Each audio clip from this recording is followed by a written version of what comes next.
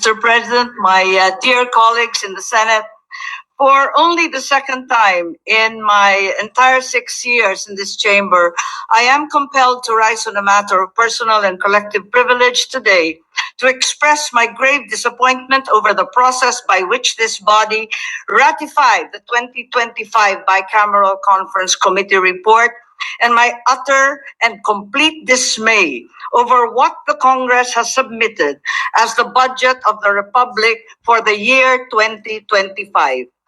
Paumpisa ngayon ang piyesta ng pelikula, ang Metro Manila Film Festival.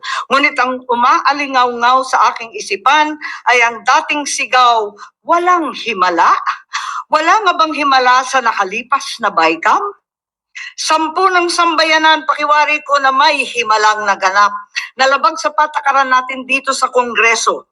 Himalang lihim na ginawang pulubi ang Pilipinong animoy nanlilimos at naghihirap sa harap ng mga ganid at makapangyarihan.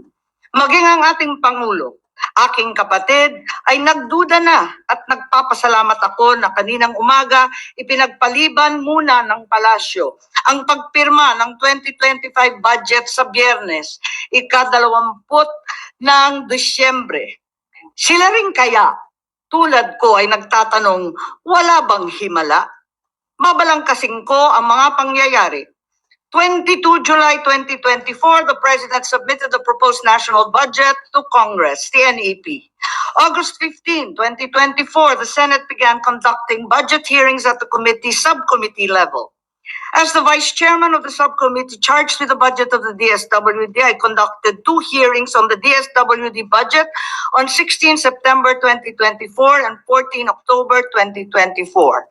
Brought by my experience last year when a certain ACAP was inserted into the DSWD budget and 12 billion was added to the COMELEC budget to allow the conduct of a plebiscite on a people's initiative. Yung malaking panlilin lang sa sambayanan na pirma na sa panahon din ng Kapaskuhan, pilit na isinagawa ng iilan like a thief in the night, ika nga. Lumiham pa ako sa aking Pangulo ng Senado sa pamamagitan ng ating Finance Chairperson, Senator Grace Poe, na natanggap ng kanilang mga opisina noong ika-5 ng Nobyembre 2024. Nakiusap ako sa kanilang gawing klaro ang bicameral conference at magkaroon ng diskusyon kasama ang mga miyembro ng Kongreso bago magsimula ang formal na pagpupulong sa Bicam. Dapat konsultahin muna mga Vice Chair ng Committee on Finance tungkol sa inimumungkahing pagbabago sa budget ng mga ahensyang nasa ilalim nila. Pati na rin ang mga malaking pagbabago sa GAB ay dapat pinag-uusapan ng mga miyembro bago ipasa. Na walang lihim, walang gulatan, higit sa lahat, walang himala. Sa hindi malamang dahilan, ni wala akong natanggap na kahit anong tugon. Hindi pinakinggan ang aking pakiusap. A caucus among the senators was held on the 26th of November 2024. This would have been a good time to discuss the concerns that I and many of my colleagues had on the transparency of the Bicam process. To my disappointment, the budget was not even raised in the caucus. On November 28, 2028, the first bicameral conference meeting was finally conducted. Senator Bato de la Rosa manifested that before the members of the Bicam be asked to sign the Bicam report, they must first be given enough time to read it over and over again and check everything para hindi naman tayo magmukhang tanga after signing. Senator Grace Poe acceded to his request. Notwithstanding the request of Senator Bato and the agreement thereto of Senator Poe, no Bicam report was given to me and many, if not most of my colleagues before the date designated for the signing of the Bicam report. Dumating ang ika-11 ng Disyembre, ang petsa ng pangalawa at huling Bicam meeting. Uulitin ko po, ang ikalawa at huling meeting nitong Bicam na ito. Minabuti kong hanapin ang mga papeles at dokumento bago sana magsalita at magbigay ng anuman reaksyon. Ngunit sa kasamaang palad, hanggang ngayon lahat kami ay nangangapa sa dilim. Walang mga detalye o paliwanag, ni walang konkretong numero. Ang tanging hawak ko ay ilang datos ng DSWD na tila nilapastangan, sabay ang PhilHealth, sabay na rin ang DepEd. Kaya't sa kabila ng pagnanais kong makisama, hindi ako pumipirma sa kahit anong papel hinggil sa BICAM report na yan. At nagsusulong magbawas ng pera sa mga lehitimong proyekto para lamang ipasok ang akap, lakihan ng labis-labis ang MAIP, at pagpiestahan ang DPWH. Paano naman ako pipirma sa blankot kulang-kulang na papel? The majority of the Senate contingent signed the signature page of the BICAM report. However, several of the senators soon refused to sign the rest of the report when they saw the drastic and inexplicable changes reflected therein. It was only at 6:14 p.m., much later that day, that my office finally received through an email, apparently a signed copy of the BICAM report. At approximately 8:20 p.m., members of the Senate purportedly ratified the BICAM report viva voce of the 2025 General Appropriations Bill. Uulitin ko po, purportedly ratified. Malaking himala. Sabi nga ng dekada 70, ayos na ang buto-buto. Nakakalungkot ang nangyayaring ito. And we should all be disheartened by the manner our BICAM was conducted, by the means the BICAM report was ratified. It is, after all, a very important, perhaps the single most important piece of legislation we pass each year. Isang yumaong miyembro ng Senado ang nirerespeto ng lahat na si Senator Dominador Aytona, anak ng Bicol, once defined the national budget, the General Appropriations Act, as the economic program of government designed for the people's benefit in numbers and figures rather than words and letters. This week, the greatest power of the legislature, the power of the purse, has been trivialized and wantonly squandered. Ito ba talaga ang BICAM report? Ang programa ng gobyerno para sa sambayang Pilipino na hirap na sa buhay? O para sa kapakanan ng iilan lamang? I also attempted to obtain a CCTV footage of the reported ratification of the 2025 BICAM report. For some incomprehensible reason, the Senate Secretariat refused to oblige, alleging that a non-existent data privacy regulation prohibited my being provided a copy. They seem to forget that sessions in the Senate are public and are even live streamed nationally. Nonetheless, the transcript reveals that the viva voce voting was conducted. Did we bother to ascertain how many senators were actually present on the floor at the time? I certainly was no longer there, and so many other senators had determined to depart. Would it have hurt to check if, as a parent, on so many other online videos, there were a mere 13 members present? As already pointed out, some of the members of the Senate only signed the signature page. After years as the Appropriations Vice Chairman for the opposition in the House, I know that it is custom and tradition as well in the Senate to sign each and every page. And since some of the senators, having never seen the BICAM report until that instant, refused to sign all the pages in the Senate copy of the BICAM report, would it not have been prudent to determine why did they refuse before proceeding to ratify it?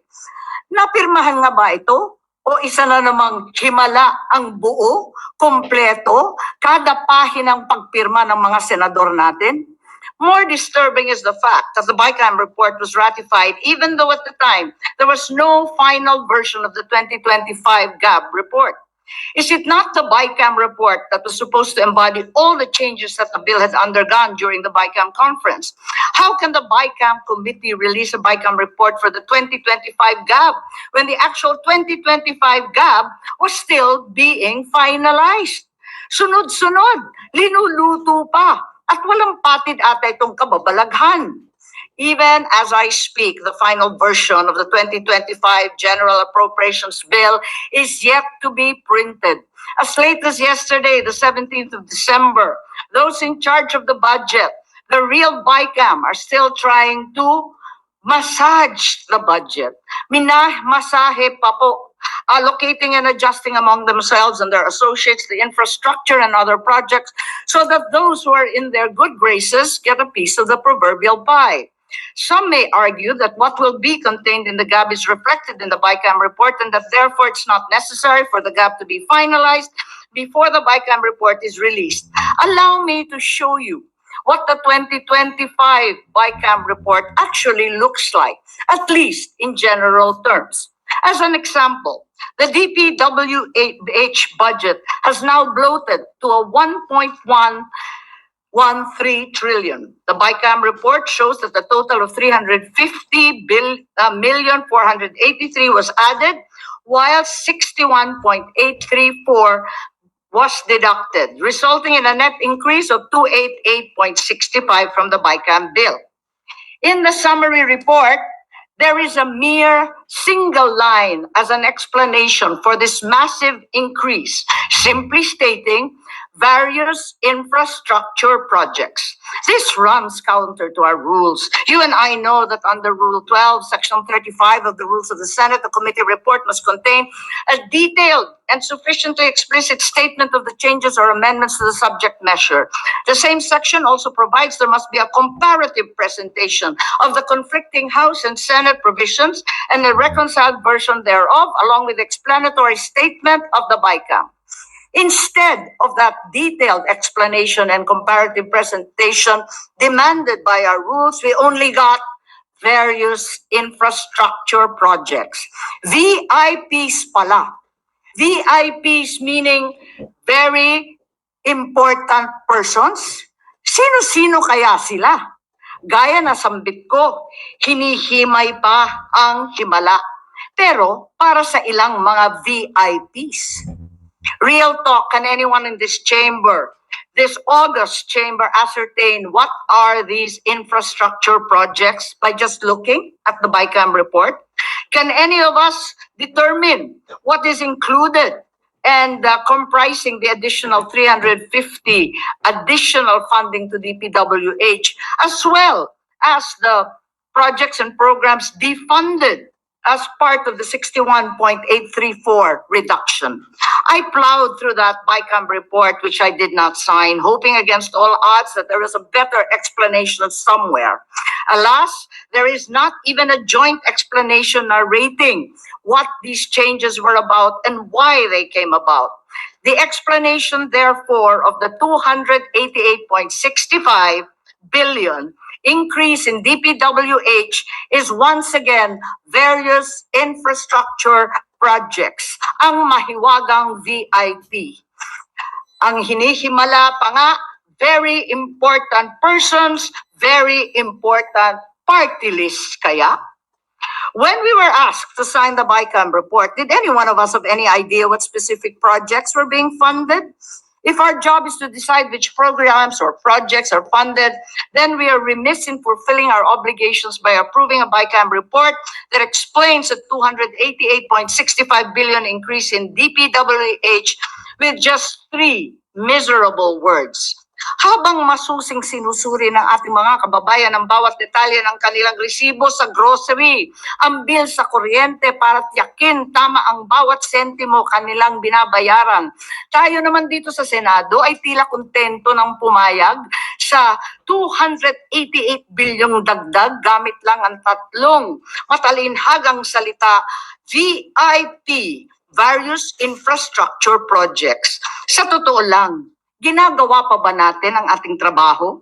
Worse, the committee allotted a smaller budget to education than it did to DPWH, contrary to the clear command of Article 14, Section 5, Paragraph 5 of the Constitution, which requires that the state shall at all times assign the highest budgetary priority to education. Far from addressing the learning crisis and the decreasing digital divide, the BICAM cut 11 billion from the budget of DepEd, including 10 billion from the proposed computerization program. Sinabi ng Pangulo nung Lunes sa isang interview na ibabalik niya ang budget para sa computerization. Pero base sa BICAM report, ang suma total para sa edukasyon ay 925 billion lamang. At ito na ang kinukumpunin ng DepEd, ng SUKS, ng CHED at ng TESDA, 12 billion pa sa iba't ibang mga educational institutions. In contrast to that budget of 925, DPWH has a budget of 1.113 trillion. which is 188 billion more than the entire budget allocation for education. I need not explain further what a travesty this makes of our Constitution. Kahiya-hiya tayo. Habang ang buong mundo ay pasulong ng modernisasyon at komputerisasyon, gusto ba natin lumakad ng paurong? Pabalik sa panahon ng typewriter, sa abacus? Tanggap na ba natin ang matinding krisis sa edukasyon? Tigilan na ang turuan at pagsisisi. Higit sa lahat, sundan naman natin ang utos ng ating konstitusyon. Huwag natin tipirin at talikuran ang ating mga anak na waring pinagbili na lamang natin para sa marurupok na dike at kanal. Iilang plastic road barrier at street light at syempre ang walang katapusang dredging. I come to DSWD, the agency whose budget I heard, sponsored and defended before the Senate plenary, never once hearing any mention of the controverted AKAP. Under the 2025 NEP or the President's budget, the proposed budget was 229.787 billion. Neither did the GAB from Congress make any mention of AKAP. After the hearings, the Senate proposed the DSWD budget already increasing by 233.860 billion, retaining the amendment for 3.4 billion sustainable livelihood, QRF 500, and AKAP again was nowhere to be found in the Senate's version. Suddenly, to our shock and dismay, in the BICAM report, AKAP was resurrected with a total of 26.159 billion. There are even reports which I neither can confirm or deny that 21 billion will be allocated to members of the House of Representatives, 5 billion will be for senators. Each member who is given such an allocation may then dictate who the beneficiaries of their allocated portions will be and when the money will be distributed, contrary to the principle of the separation of powers and the ruling of the Supreme Court in Belgica versus Ochoa. But muli, ayan ba ang himala? 26 billion na panakipbutas, 26 billion na dapat sana ay lunas, sa halip ay inutas-utas. Ayun pala, ang pondo naman pala sa 4Ps, tinapyasan ng 50 billion. Pinangangambahan mahigit 4.4 million na pamilya na tinaguri ang poorest of the poor ang hindi makakatanggap ng anumang tulong, anumang benepisyo para sa kanilang pamasahe, pagkain, edukasyon, gamot at iba pa. Bukod dito, tinapyasan din ng mahigit kalahating bilyon ng sustainable livelihood exit strategy nitong mga 4Ps. At tinanggal din ang 2.7 billion cash for work para sa PWD, graduating students, at 3.3 billion sa ating mga magsasaka at mangingisda. Ang suma total na kinaltas sa pinakamahihirap ng ating lipunan ay 94 billion lamang. Universal healthcare was supposed to be prioritized. This is the reason that PhilHealth next year, in clear violation of Section 37F RA 11223 or the Universal Healthcare Act, which provides the national government subsidy to PhilHealth, is not to be included in the GAA, and instead, PhilHealth will have a zero subsidy next year. Tama nga ba ito o isa na namang himala? Habang ang ating mamayan ay nagkukumahog mabayaran ang kanilang premium sa PhilHealth, nagdesisyon na lamang tayo basta't ihinto ang kontribusyon ng pamahalaan at salakayin na lamang ang trust fund ng PhilHealth. Ngunit ang may dahilan daw. Pinaparusahan ng mga namamahala sa PhilHealth dahil hindi nila inuubos ang kanilang budget para sa serbisyong pangkalusugan ng taong bayan. Kung katangahan at kabuktutan ng namamahala ng PhilHealth ang problema, solusyon bang parusahan ang mga naghihikasos na mga pasyente? Di pa sapat ang 90 billion excess ng PhilHealth na kinuha, yung MOU ng nag-iisang party list, sisiruhin pa talaga ang PhilHealth, pati na rin ang ating mga nabubulok na mga ospital. Para lang madagdagan ng limpak-limpak na salapi ang MAIP, medical assistance. na nagmula sa NEP 26 billion lang, lumobo sa 72 billion sa Kongreso at nariyan 41 billion sa BICAM report. Nang dahil sa bilyong-bilyong MAIP, ang mahihirap na pasyente na sa ilalim ng PhilHealth ay may karapatan magpagamot, ngayon nangangailangan pumila manikluhod sa ilang sikat na opisyal. Ang pambansang budget na walang alokasyon para sa kalusugan ay parang pandemya. Kung paano ang isang sakit ay kumakalat at nag-iiwan ng pangamba, ganun din ang epekto ng kakulangan sa pondo para sa kalusugan. Mas maraming buhay ang nalalagay sa peligro, mas maraming tao ang nababagabag, mas maraming sakit ang nauuwi sa tiyak na kamatayan. And all that bravado and tough talk on defending the West Philippine Sea, please, it's all clearly just for show. Pakitang gilas lang pala, ang angas-angas, walang pambili ng bala, tapang-tapangan. Dahil sa halip na dagdagan, tinawaran pa nila ng 15 billion ang budget para sa AFP. Maliit na nga kung tutuusin ng 50 billion, pero ngayon 35 na lang. Dinamay pa ang pensyon ng mga retiradong sundalo. Wala pa pensyon ng ating mga empleyadong nagserbisyo sa ating pamahalaan ng dekada-dekada. Wala ba talagang himala? The drastic cuts in priority programs and the realignment to unnamed, mysterious infrastructure VIP projects, as well as the politicized social protection, will be perceived in a brutal election year as simply vote buying. Where are the gap priority projects of the President from the 2024 SONA? Where is the Ilog-Pasig rehab, the 20-kilometer New Clark City access road, the PNR Bicol line, the expansion of the passenger terminal in General Santos, the Bicol International Airport? Have they been lost to patronage and to influence? Where is the Pangil Bridge, the Gicam Bridge, the Matibog Maridagao Irrigation Project, the Cabarwan solar-powered pumps in Quirino, Isabela? Did they make the cut? Various infrastructure projects. Sino yung mahihiwagang VIP na nagmamay-ari ng 1.1 trillion ng DPWH? We are making beggars of our citizens, improving healthcare and allowing PhilHealth to expand its services. It's zero subsidy today. Requires the poor to grovel for guarantee letters from politicians with programs such as MAIP to indigent patients. Instead of uplifting 4.4 families of 4 Ps from poverty and desperate need, they must now beg for AKAP. Instead of a comprehensive national flood control system in the world's most vulnerable country to climate change, we are victim yet again to those VIPs. Our desperation knows no measure. Nanawagan na ako sa aking kapatid, ang ating mahal na Pangulong Bongbong, na kung mahina ang aking boses mag-isa, ngayon nawa ay marinig mo ang sama-samang sumamon ng taong bayan. Hindi kailangan pang umabot sa veto, kundi ibalik na lamang sa BICAM tulad ng nangyari sa Magna Carta ng seafarers, ang anti-agricultural smuggling at iba't iba pang mga panukala.